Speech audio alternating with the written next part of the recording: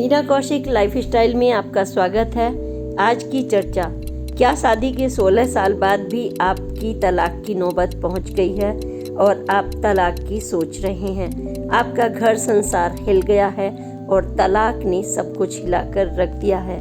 बच्चे शांत, कहाँ क्या होगा किसी को परवाह नहीं। आप अपनी ईगो पर पड़े हैं। आपको मकान चाहिए या परिवार। नमस्कार, मीना कौशिक लाइफस्टाइल में आपका स्वागत है। आज का विषय है, शादी के 16 साल बाद भी क्या तलाक की नौबत आ रही है और आप अपने पति से तलाक के लिए या किसी तरह के समझौते के लिए पुलिस, महिला संगठन, सामाजिक संगठन या किसी की मदद मांग रही हैं। तो यह पोस्ट आपके लिए। यह एक बहुत ही गंभीर मुद्दा है और सामाजिक मुद्दा तो है ही, लेकिन ये आपसी तालमेल ना होने की वजह से और भी गंभीर रूप ले लेता है, क्योंकि इससे मात्र एक पति पत्नी का, दंपत्ति का ही वास्ता नहीं, बल्कि दो परिवारों का और खास तौर से जो तलाक की सोच रहे हैं उनके बच्चों के भविष्य का सवाल है।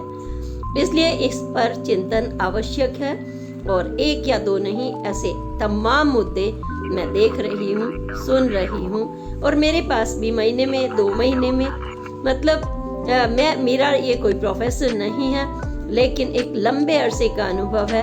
जब मैं राष्ट्रीय महिला आयोग दिल्ली में देखती थी या अभी भी तमाम सामाजिक संगठन, महिला संगठन और मैं सामाजिक सरोकार से जुड़ी हुई हूँ। मेरे पास हाल ही में एक मुद्दा ऐसा फिर से आया और इस पर भी मैंने सोचा कि कुछ ऐसा चिंतन प्रबुद्ध वर्ग में ही नहीं बल्कि एक सामान्य वर्ग में होना जरूरी है, क्योंकि हमारी जो व्यूवरशिप है, जब हम किसी धार्मिक निष्ठा की बात करते हैं और हम कोई बात सुन करके हम सही मार्ग पर चलने लगते हैं। मैं स्वयं, अगर कोई मुझसे कहता है कि तुम आम के पत्ते शिवलिंग पर चढ़ा दो, इससे यह कार्य हो जाता है, तो मेरे कदम स्वयं बढ़ने लगते हैं।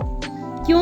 क्योंकि धार्मिक निष्ठा, भक्ति, कर्म निष्ठा और ये जो हमारी सहनशीलता और उस पद पर चलने की जो हमारी एक ताकत है, वो हमारी संकल्प शक्ति से ही आती है। हम क्या चाहते हैं, विश्वास करिए, हम जो चाहते हैं वो हो जाता है। और जाने अनजाने अगर हम अच्छा सोचते हैं तो निश्चित रूप से बुरा होते होते भी वो अच्छे में बदलने लगता है। तो आज मैं बात कर रही हूँ आपसी दंपत्ति में 16 साल बाद भी। जब मुझे बहुत दुख होता है जब मैं ये सुनती हूँ, 16 साल एक बहुत लंबा अरसा होता है। 1 महीना या 2 महीना नहीं कि हमने भाई शादी माँ बाप के दबाव में कर ली थी या हमने पैसे के मजबूरियों के चलते हमने समझौता कर लिया था, तब तो हम मान सकते हैं। लेकिन जब 16 साल आप साथ में रहे, तब कितने सुख दुख होते हैं आपस के, कितने सुंदर सुंदर लम्हे होते हैं और उन लम्हों को आपने बांटा है।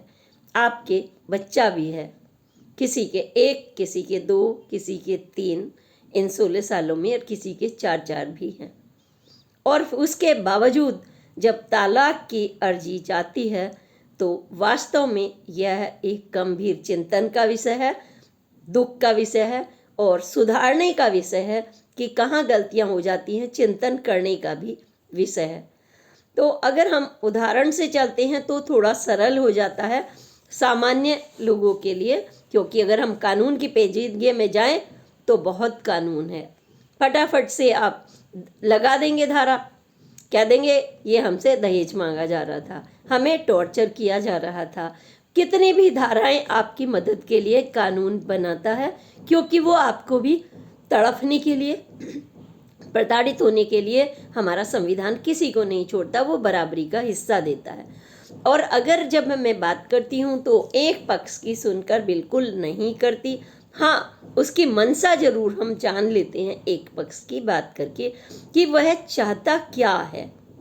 तो मेरे पास हाल ही में ऐसा एक केस आया और किसी ने कहा कि इनको मदद की ज़रूरत है, और जब मदद की ज़रूरत है तो देखिए, कोई पड़ोसी हो, कार्यकर्ता हो, मदद तो ऐसा शब्द है कि मदद की ही जानी चाहिए। लेकिन क्या जो वो चाहता है उसके ढंग से नहीं, बल्कि आपके चिंतन के हिसाब से, कि जो उनके लॉन्ग टर्म में भविष्य में अच्छा हो। एक जज, एक पुलिसकर्मी, एक महिला आयोग का दायित्व वाला अगर उसे कोई मंत्री का दर्जा मिल रहा है तो सोचिए वो कब मिलता है, क्यों मिलता है? क्योंकि वो समाज का हित करे। मैं तो कहती हूँ एक छोटे से छोटा कोई पड़ोसी भी अगर ये धर्म निभा देता है तो शायद भविष्य संवर सकता है। जब हम दिग्भ्रमित होते हैं, जैसे कहीं हम मोहल्ले में गए हैं, अंधेरा हो गया है, अजनबी जगह है और हमारे पास लाइट भी नहीं है, पता नहीं आप कौन सी गली में घुस जाएं, कुत्ते आपको भमोड़ खाएं, या फिर कोई ऐसी जगह आप जो आपके लिए मुसीबत हो जाए, ऐसे में कोई अगर अच्छा व्यक्ति आपको थोड़ा सा मार्गदर्शन दिखा देता है तो आपको सही राह मिल जाती है। वही आज मैं उन्हीं मुद्दों पर बात कर रही हूँ कि हमें सही मार्ग दिखाना चाहिए अपने बेटों को, अपनी बेटियों को, दोनों को ही, क्योंकि आज की समस्या कुछ तलाक की तरफ तेजी से बढ़ रही है। कोई तो शादी के 1 महीने ही बाद कह देती है लड़की मुझे नहीं रहना इसके साथ, कोई 1.5 साल बाद और कोई 16 साल बाद। तो ये मेरे पास हाल ही में एक मुद्दा आया, शादी को 16 साल हो गए हैं, बच्चा भी है और छोटा मोटा काम। अब रोजी रोटी के लिए आदमी छोटा मोटा काम चला सकता है, नौकरी कर लिया, पार्लर का कर लिया, थोड़ा सा पढ़ा दिया, ट्यूशन के सेंटर खोल लिया, कुछ भी कर लिया, लेकिन उनके पास मतलब ऐसी रोजी रोटी का साधन नहीं कि वो अपने बच्चे को तो क्या वो स्वयं को भी पाल सके। और अगर उसके माँ बाप वाले उसके हेल्प करते हैं, हेल्प क्या मतलब मैं फिर से वही कहूँगी कि उसको उस समय सहारा दे दें। अगर कोई उठा के उसको बाहर फेंक दिया गया है और यथास्थिति जानकर उनके बीच में कंप्रोमाइज, समझौता बैठा के तालमेल की बातें की जाएं, तब तक वो हेल्प कर सकते हैं। लेकिन अगर हम उन्हें दिग्भ्रमित कर दें बच्चों को, नहीं आप तलाक ले लो, आप कोर्ट में चले जाओ, आप पुलिस में डाल दो, आप थाने में डाल दो, तो क्या वह रिश्ते जुड़ पाते हैं? मैं आप ही से पूछ रही हूँ, क्या वो जुड़ पाते हैं?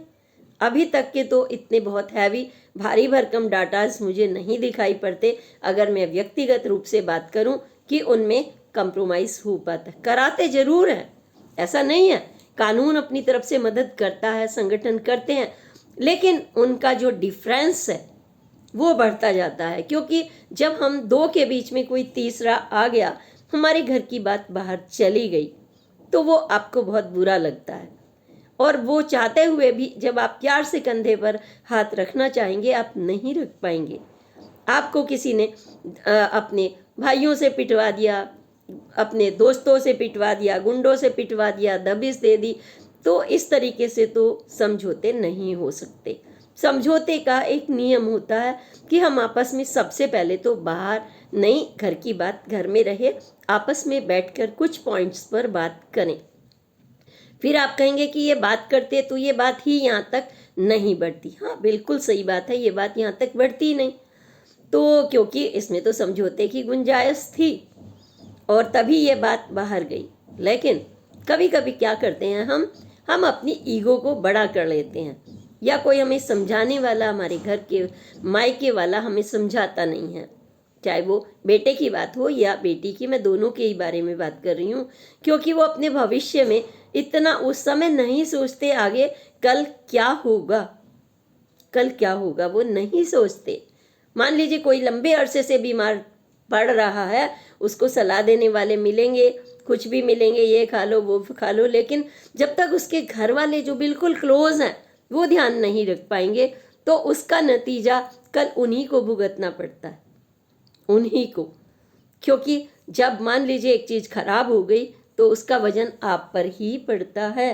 ठीक इसी तरह से आपने अपनी बेटी को दिग्भ्रमित किया, बेटे को किया छोड़ दो, बेटी से कहा अरे तलाक ले लो, क्या रखा है 16 साल, अरे तुम्हारी उम्र ही कितनी है अभी, 40 से 45 के बीच में 10 मिल जाएंगे, ये बात कही जाती है। आज मैं उन बेटियों को समझाना चाहती हूँ और उन बेटों को समझाना चाहती हूँ कि जिनके चक्कर में हम, दिखाने के चक्कर में हम दिग्भ्रमित हो जाते हैं, सबसे पहले तो वो छोड़ें और ईगो बना लें अपनी। इसने ये कहा, इसने ये नहीं कहा, इसने ये कहा, इसने ये नहीं कहा, उसको छोड़ दीजिए।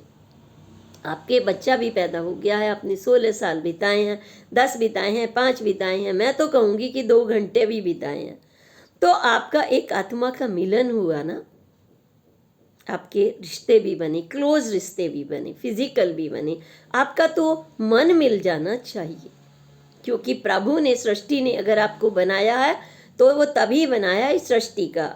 ये कोई संबंध, वो संबंध नहीं है कि आपने इतना दिया, इतना खा लिया, इतना बैठे, इतना, ये व्यापार नहीं है। ये बहुत प्यारा रिश्ता है।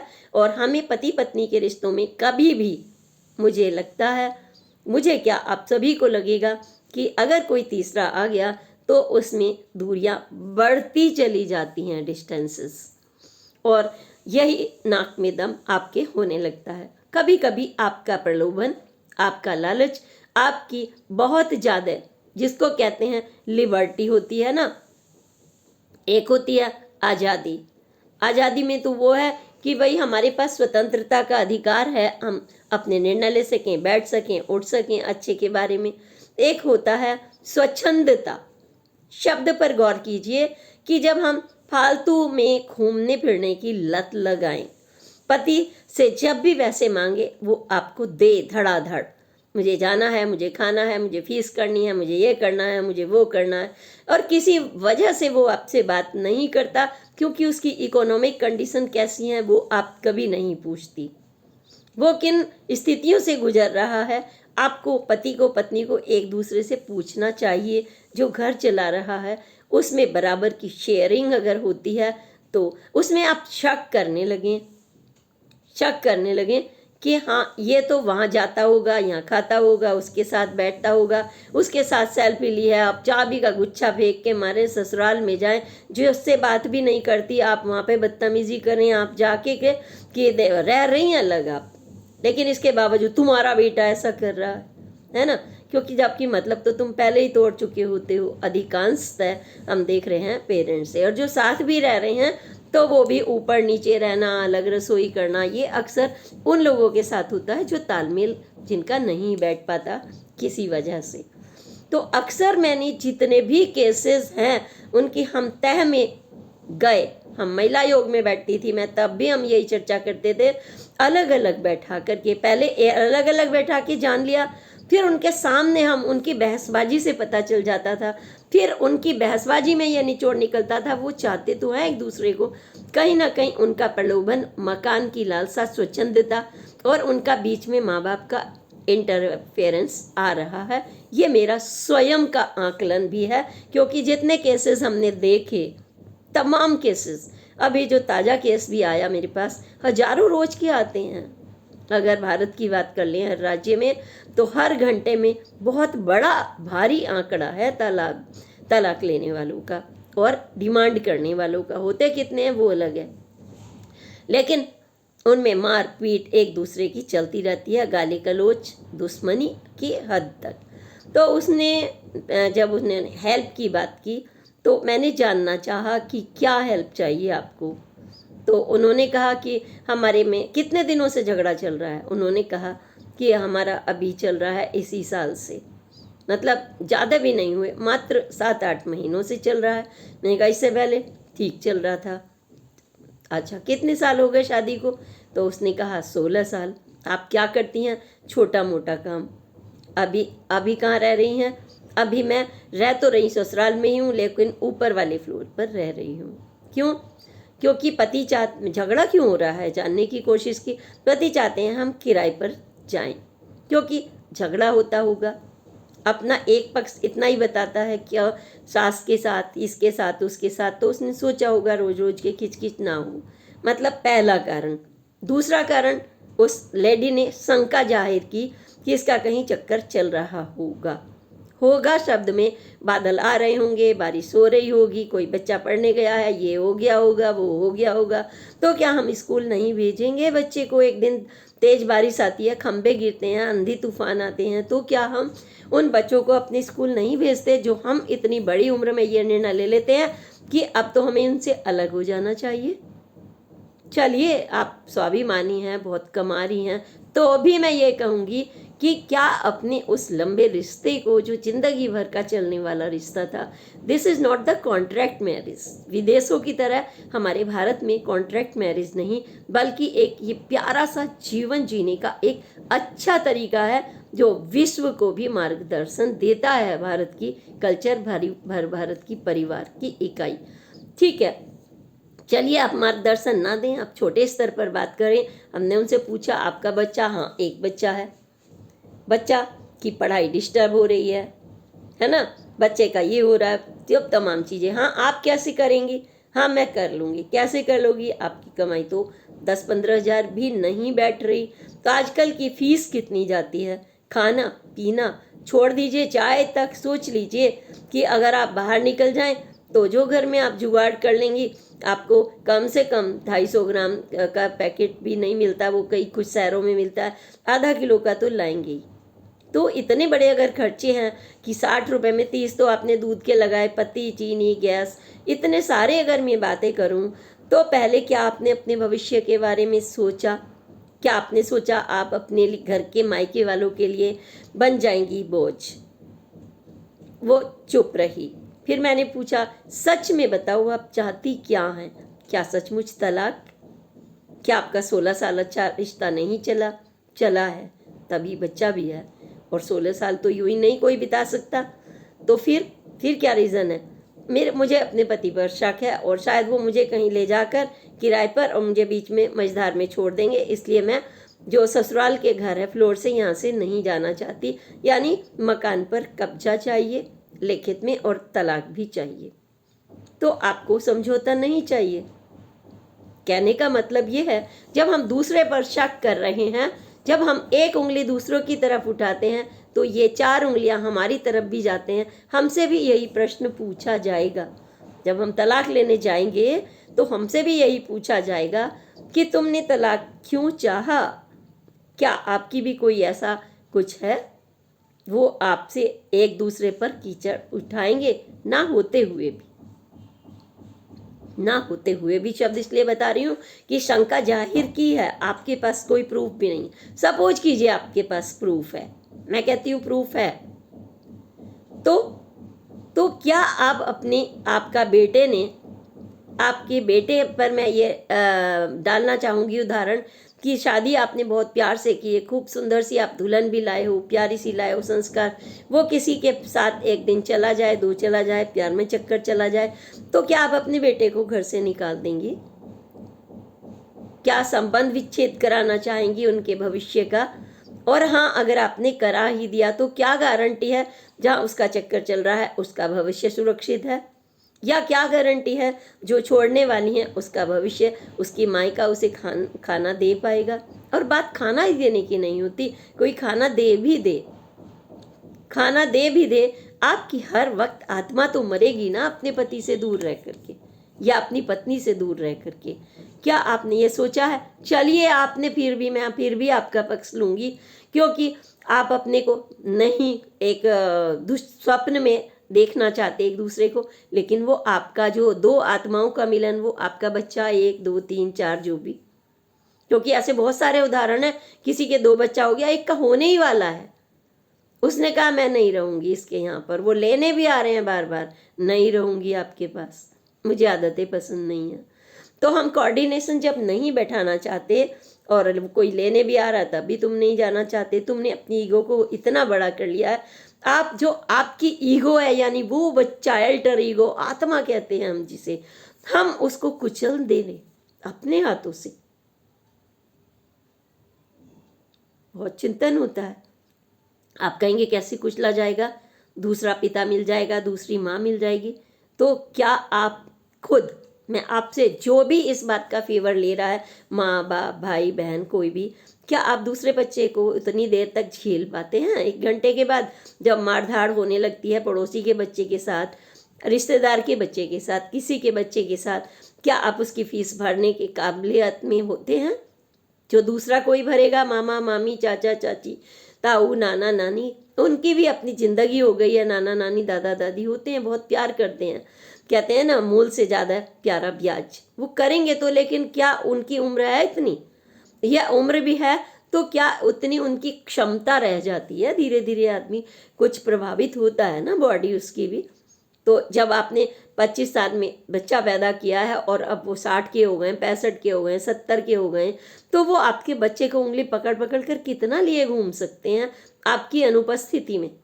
जब आप लोग अपनी अपनी दोबारा शादी की सोच रहे हूँ, इश्क लड़ाने की सोच रहे हूँ, क्योंकि मन है, आदमी कुछ भी कर सकता है। मन है, आपने गुलाम नहीं बना लिया पति या पत्नी को, मैं ये भी कहूँगी।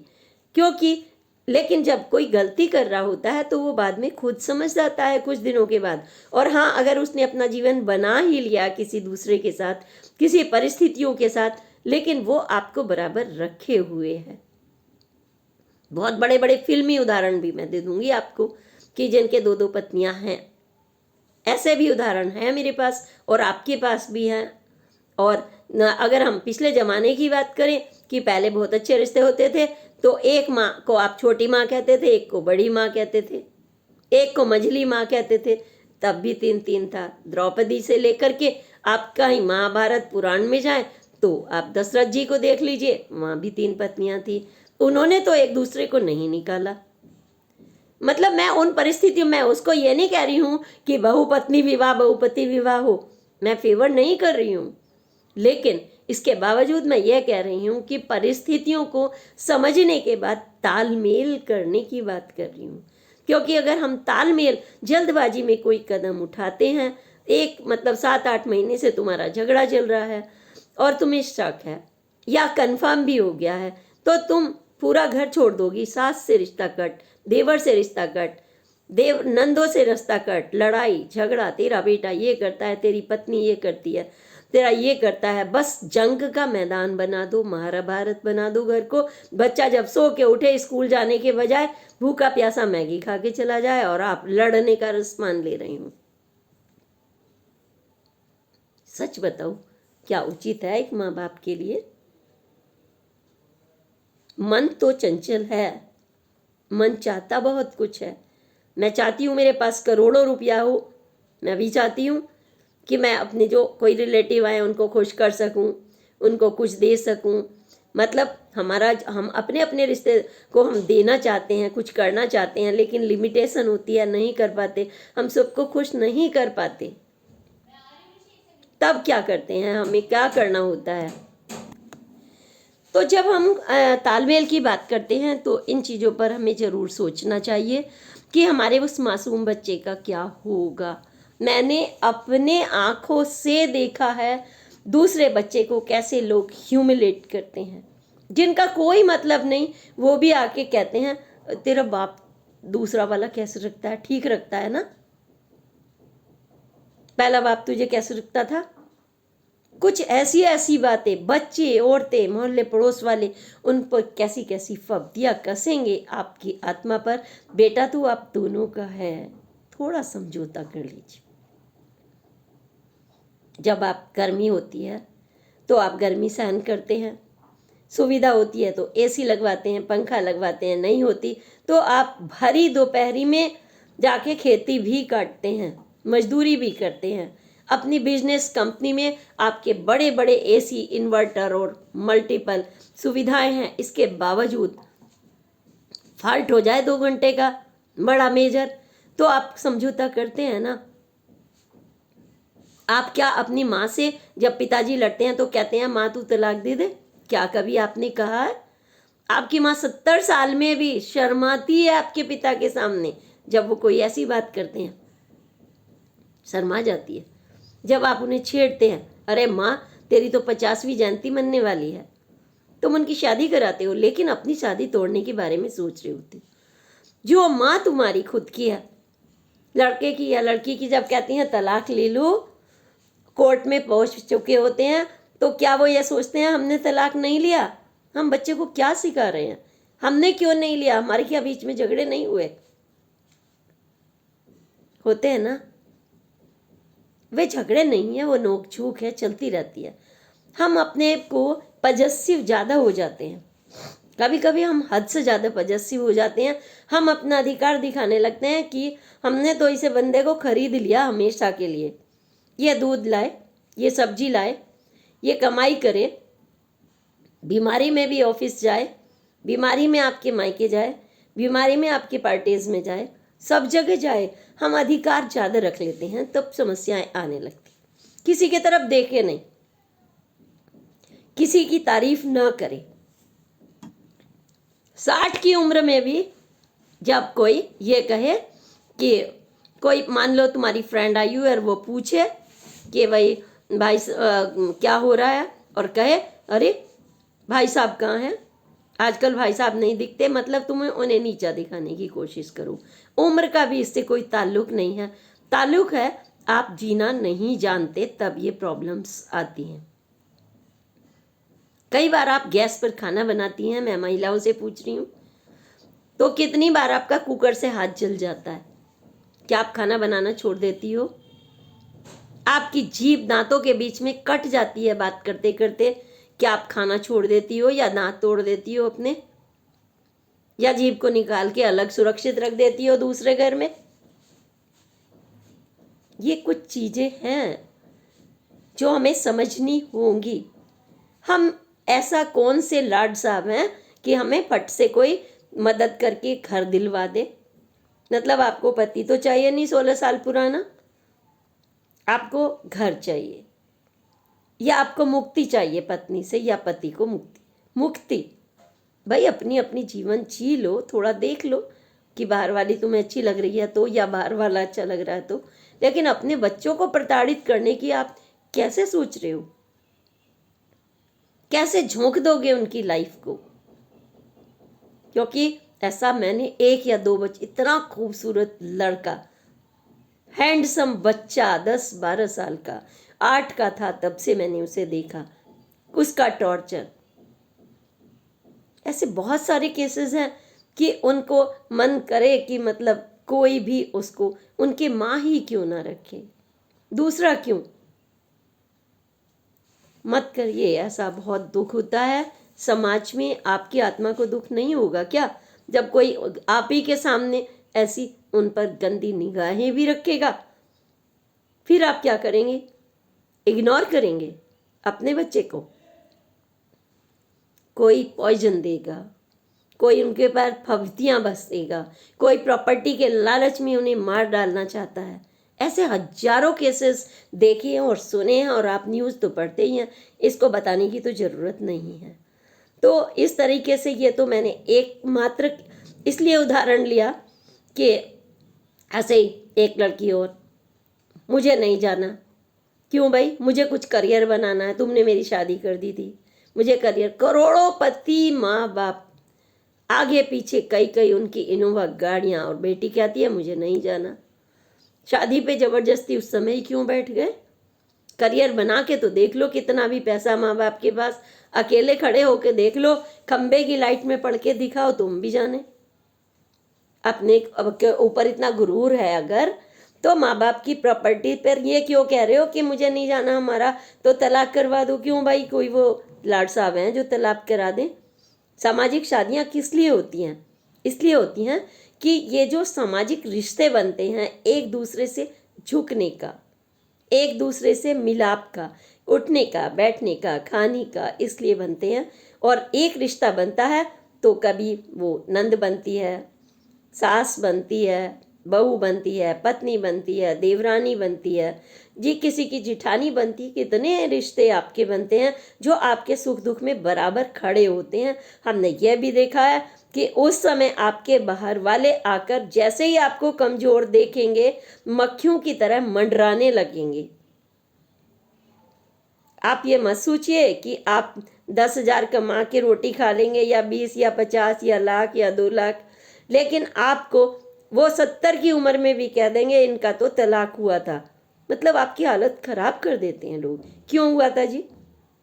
ऐसे प्रश्न आपके सामने हमेशा आएंगे। और जिन्होंने तलाक नहीं लिया, पत्नियां 2-2 भी रख रहे हैं, बराबर बच्चे खड़े हुए हैं उनके, एक दूसरे से हाथ मिलाते हैं, प्रेस कॉन्फ्रेंसेस में मिलते हैं, उनसे भी आप सीख सकते हैं ये शक वक क्या होता है। आपने तो उसको खरीदा नहीं है ना कि हमेशा के लिए, और खरीद के आप उनको कंधे पे अपना लादते जा रहे हैं। जैसे आपने एक गधा ले लिया, बेचारा ढेचू ढेचू भी नहीं कर सकता वो। या पत्नी है, गलती कर दी है, माफ करिए। माफ करने से आप बड़े होते हैं, माफ करने से दूसरे वाला झुक जाता है, वो आंखें नहीं उठा पाएगा, उसको अपनी गलती का एहसास होगा। और जब गलती का एहसास होगा तो जैसे कहते हैं ना कि लदा हुआ फल हमेशा झुका हुआ होता है, और जो लकड़ी होती है सूखी वाली तो उसे वो सिर्फ टूटती है, उसको मारोगे छोटा मोटा तकड़ा वो टूट जाएगी, उसका अस्तित्व खत्म। आपको जुड़ना होगा एक, जैसे बचपन से ही कहावत सुनती आ रही हूँ कि 5 अलग अलग लकड़ियाँ पड़ी हैं तो कोई अस्तित्व नहीं, और जैसे ही बांधा तो बंडल बन गया, उसे कोई नहीं तोड़ सकता। तो आपको आपस में पहले तो अपनी आत्मा को बांधना होगा। बांध लीजिए, अपने बच्चे को अपनी आत्मा में बांध कर रखिए, उसके बारे में सोचिए, और ऐसी जो सोच है वो निकाल दीजिए जिसे लोग मूर्ख कहते हैं, चंचलता कहते हैं, शैतानी कहते हैं, बेवकूफ़ी कहते हैं, मायके की दखल कहते हैं। दखल जब भी कोई आए तब आती है जब आप गलत कर रहे हो, या फिर आपके प्रॉपर्टी पर लालच है, इतने मकान है बांट दो, शादी हुई तुरंत आपकी शुरुआत हो गई, 2 भाई हैं बांट दो, माँ मरी पड़ी है, पिता मरा पड़ा है, बांट दो। ऐसे मैंने देखी हैं केसेस। अगर दोनों सेटल भी हो गए हैं लेकिन माँ बाप की प्रॉपर्टी है तो उनके निकाल लो कानून के कुंडल, मरने से पहले उसके जो उनकी सेवा का भाड़ में जाए सेवा। बस उनके तन पे क्या है, मन में क्या है, बैग में क्या है, प्रॉपर्टी में क्या है। जैसे ही ये सोच आई आपने अपना घर खुद तोड़ लिया, और नहीं, और जब आपने कहा अरे मेरा भाई है, मेरी बीवी है, मेरा पत्ना, मेरा बच्चा, मेरी माँ, जैसे ही आपने अपना किया तो आप संभाल कर रखते हैं उस चीज़ को। अगर आपको अभी मान लीजिए मैं हूँ या आप हैं, कोई आपको एकदम 5 रुपए की गड्डी दे दे तो आप एकदम जेब में रखते हैं, उसको तो आप खुला नहीं छोड़ते। कोई 5,000 रुपये देता है तो जाके अंदर बैग में रख के आते हैं। कोई 1 लाख दे दे तो उसको और ज़्यादा अपना गैराज में उठा के रख के आते हैं। तो आप उस समय उसको कीमती समझते हैं, जो नश्वर है। ये पैसा तो साथ जाना नहीं है आपके, है ना। जानी तो 16 ही चीज़ हैं, जो इंद्रियां हैं 10, जो देखती हैं, खाती हैं, बोलती हैं, व्यवहार करती हैं, यही तो जाना है आपके साथ में, बाकी तो कुछ भी नहीं जाना। तब जब अच्छे व्यवहार, अच्छे संस्कार करते हैं तो आपके बच्चे भी युगों युगों तक खुश रहेंगे, नहीं तो सारे नक्षत्र आपको घेर लेंगे और प्रतिकूल हो जाएंगे। पड़ोसी, आपके पुराने मित्र, आपके बॉस, सब आपको घेर लेते हैं और आप ऐसे बस हो जाते हैं। पति बेचारा कहीं का नहीं रहता, पत्नी कहीं की नहीं रहती, मुंह दिखाने के काबिल, तलाक चल रहा है, जो भी देखेगा उसको अलग दृष्टि से देखने लगते। अब आप कहेंगे तलाक तो हो रहे हैं भाई और ऐसा कुछ नहीं होता, तो ठीक है, उनके जाके नज़दीक देख लीजिए तो आपको पता चल जाएगा। आपको तो खुद पता चल जाएगा कि जब दूसरा घटना रिप्लेसमेंट होता था कि असली वाला सही था या जो रिप्लेस हुआ वो सही है। ऐसे ही पति पत्नी जो रिप्लेस करते हो, 1000 क्वेश्चन आपसे पूछते हैं दिन रात। पहले यही होता होगा, रोज रुलाते हैं पति पत्नी आपस में, चाहे पति ने दूसरी शादी की है, पत्नी ने भी, इसका तो नेचर ही ऐसा होगा। ये गांव की बात याद है मुझे, एक के 3 शादियां हुई, एक के बाद एक, हर 6 महीने बाद, साल भर बाद, कि उनके यहाँ पर कोई बहू नहीं टिक रही थी। जो कमी थी उसकी तरफ पहले देखना होता है, करने वालों को भी और छोड़ने वालों को भी। तो मूल कारण में जाइए, मूल कारण है आपका प्रलोभन, इस लालच को निकालिए।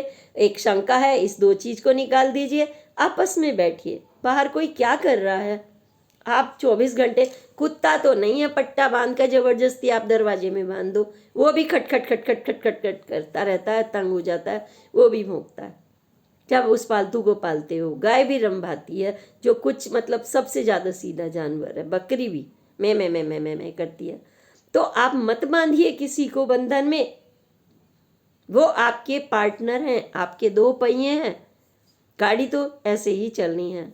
एक दूसरे की कमियां, एक दूसरे की चीज़ अपने कंधे पर ले लीजिए, फिर दूसरा संभलने का मौका दीजिए, फिर दूसरा संभलने का मौका दीजिए, आपकी गाड़ी धकाधक चलने लगेगी। कुछ देर अपना स्वाध्याय भी करिए, चिंतन भी करिए। जब पूजा पाठ करते हैं तो वो भी आपको जरूर मन में लाना होगा, जिस देवता की आप पूजा करते हैं, किसी भी जाति धर्म के हों, क्या उन्होंने अपनी माँ को छोड़ा था? आप बताइए।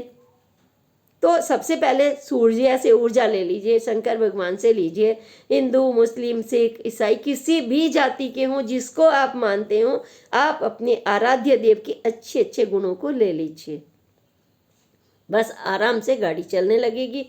और मैं तो 1000 बार नहीं, लाख बार, करोड़ बार यही कहूँगी कि जो परिवार में आपको अपने सुख मिलता है तो उसको अपना ही मानिए। ये मत सोचिए मैंने तो इस घर में सिर्फ इसलिए शादी की है कि सुख ही सुख मिले।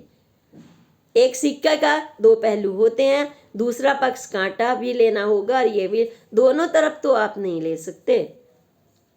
दोनों तरफ तो तभी लेंगे अल्टा पलटी, एक बार ये और एक बार ये। इसने मेरी गलती स्वीकार कर ली, एक बार मैंने कर ली, गलती हो गई, इंसान से ही होती है। मन है भटकता है, एक दूसरे से आ जाता है आकर्षण, क्योंकि उसने आपने उनको खरीदा नहीं है, उनकी आंखों को, उनकी इंद्रियों को। आपको हलवा पसंद है तो कोई जरूरी है कि दूसरा भी हलवा खाए? वो तो गोलगप्पे खाएगा। मतलब आप अपनी मर्जी कैसे थोप सकते हैं, मेरा कहने का मतलब ये। अपनी मर्जी नहीं थोपिएगा। और इसी के साथ मैं चाहूँगी आप अपने एक्सपीरियंस भेजें। हाँ, आप मेरे ऊपर गुस्सा कर सकते हैं, कर लीजिए भरपूर, लेकिन एक बार ज़रूर सोचना कि गुस्सा हमें कुछ देता नहीं है। जब जब हमने शांति से काम किया है, भगवान श्री राम की तरह मुस्कुरा मुस्कुरा कर, तो उन्होंने लंका का भी कचुम्बर निकाल दिया।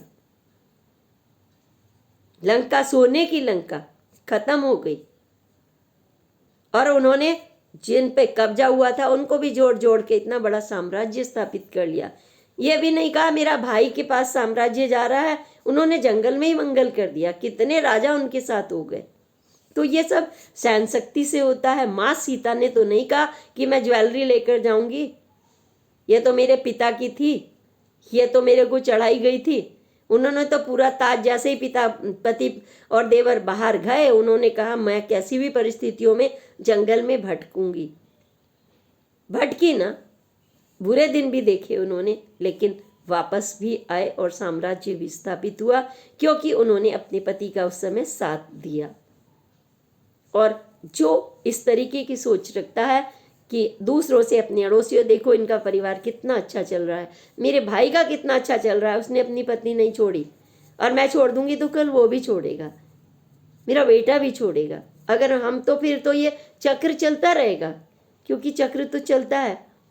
तो आप वो वाला चक्र रखिए जो विष्णु भगवान के हाथ में होता है, कृष्ण के हाथ में होता है, जो 12 महीनों की जो काट होता है उसके योग्य बनाता है हमें वो चक्र। हमारे सूर्य में भी वो तीलियां होती हैं, वो भी हमें तालमेल करना सिखाती हैं प्रकृति से। जो उनके जो 7 घोड़े हैं ऊर्जा के, वो आपकी कर्म शक्ति, सब सारी शक्तियां आपको, आंख, नाक, ऊर्जा, कर्म, सब कुछ, सारी शक्ति आपको देते हैं ब्रह्मांड की। तो आप अपने अंदर शक्ति स्थापित करिए, शक्ति दमन करने वाली, दैत्यों वाली नहीं कि इसके ये देवता हैं तो मैं कब्जा कर लूँ, मैं शंखधर बन जाऊँ, मैं ये बन जाऊँ, मैं वो दैत्य बन जाऊँ, मैं महिषासुर बन जाऊँ। दैत्य का कोई जीवन नहीं होता, बिल्कुल नहीं होता। वो अपने पाप धोते धोते मर जाएंगे, उनका कभी भी उद्धार नहीं होता। आप अपनी आत्मा को मारेंगे तो आपके तो कितने जन्म बर्बाद हो गए। जिसने अपने ही बच्चों का ध्यान नहीं रखा, अपनी आत्मा का ध्यान नहीं रखा। एक मकान है, टूट जाता है मिनटों में, देखा नहीं योगी जी के शासन में आपने, किसने पापों की कमाई से या बिना पाप की, जैसी भी कहे, 1 मिनट में धूल हो जाते हैं बड़े बड़े घर। प्रकृति धूल कर देती है, बाढ़ ला देगी, अग्नि ला देंगी, कुछ भी। तो आप तो प्रकृति को भी अनुकूल बनाने का दायित्व भी हम ही लोगों पर है। इसीलिए हम घर में यज्ञ करते हैं। भारतवर्ष में छोटी से छोटी कथा, पूजा पाठ, शाम की दिया बत्ती, ये सब कुछ पॉजिटिविटी लाता है और हमारे पर्यावरण को सुंदर रखता है, और तब हम सुंदर बनते हैं, हमारी सोच सुंदर बनती है और हम अनुकूलन करना जानते हैं। दांत ने काट दिया तो फिर से कहूँगी, आप दांत तोड़ देंगे क्या अपना? बस इतनी सी बात रख लीजिए। आँख है, आँख ने कुछ गलत देख लिया, किसी का मर्डर होते हुए, तो आँख को फोड़ देंगे क्या आप? नहीं ना। तो अच्छे से रहिए, सुखी रहिए, स्वस्थ रहिए। तलाक के बारे में बिल्कुल मत सोचिएगा। अगर आपने गलती कर भी ली है तो भी तालमेल करिए, उठ मुझे कुछ नहीं लेना, मुझे आपका साथ चाहिए, मुझे पत्नी और पति दोनों आपस में यही बात सोच ले, फिर जीवन बहुत सुंदर होगा। आप कहेंगे कहने में तो बहुत अच्छा लगता है, जब आप देखते हैं तो नरक बन रही होती है जिंदगी। हाँ, इस नरक में अगर आग लग रही होती है, फायर ब्रिगेडर क्यों बुलाते हो आप? क्यों बुलाते हो? क्यों फिर से वहीं पर मकान बनाते हो? वो भी तो खंडहर हो गई थी ना, कितना नुकसान हुआ होता। तो इसी तरह से आप अपनी फीलिंग्स को बचाइए एक दूसरे के लिए। और अगली पोस्ट तक के लिए मैं कहूँगी एक बार सब्सक्राइब करते हैं तो बहुत ही अच्छा लगता है, बहुत ज़्यादा अच्छा लगता है। सूरज जैसी ऊर्जा मेरे अंदर आ जाती है, चांद जैसी शीतलता आ जाती है, क्योंकि आप मेरे मंच से जुड़ते हैं। और अगली पोस्ट तक के लिए प्रणाम। जय हिंद, जय भारत।